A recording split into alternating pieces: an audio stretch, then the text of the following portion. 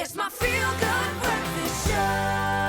Well, if you've ever wondered about the magic behind facelifts, tummy tucks, or even the intriguing Brazilian butt lift, or the BBL, then you are in the right place. Because today on our couch, we have Laura Johnson, CEO of PHYTOCEUTIC and Integrative Nutrition Health, as well as Dr. Willem, Erasmus, plastic and reconstructive surgeon coach. And we're going to be diving into the world of plastic and reconstructive surgery with expert insight. What key procedures do people most come to you for? Like, what is the number one thing?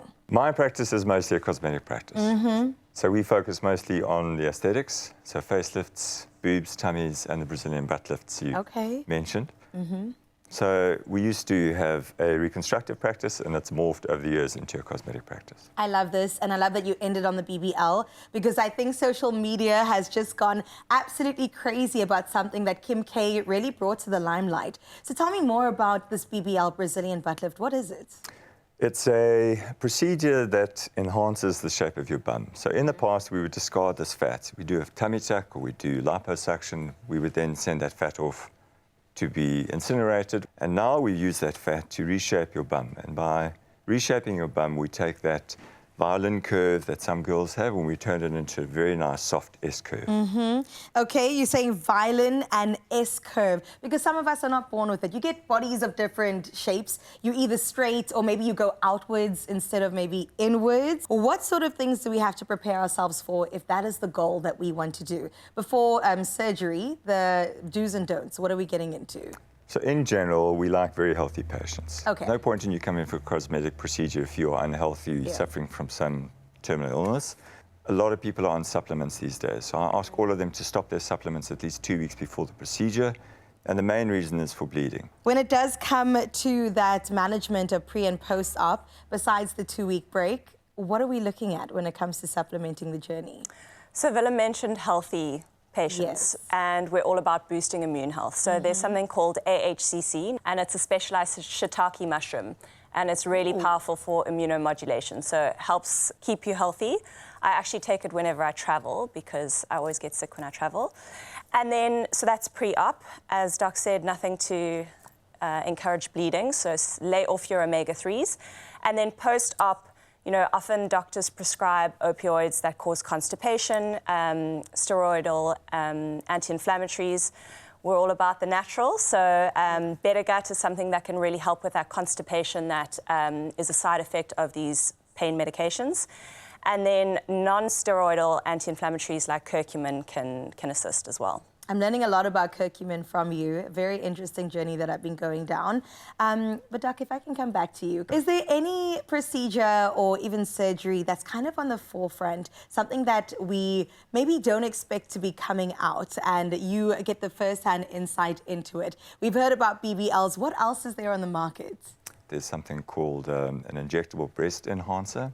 Tell me more. What is this? The manufacturers have said it's going to be launched sometime in the year, but we don't know what it's going to come, or when it's going to come, or how they're going to do it, or what you can inject. So we don't know much about it. We just know that it's coming out.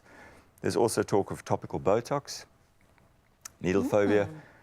Again, we know nothing about it other than that it's on the horizon.